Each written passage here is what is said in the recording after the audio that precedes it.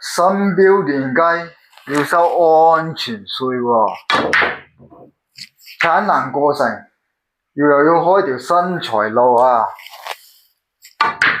正所謂不破不立，管你開心呢，都係唔開心呢。反正呢，阿爺做事無關人員行開，呢個呢，就叫破壞型經濟。破壞型經濟，亦可能產生破壞型創新，亦可能產生破壞型折斷。到底未來會發展成點呢？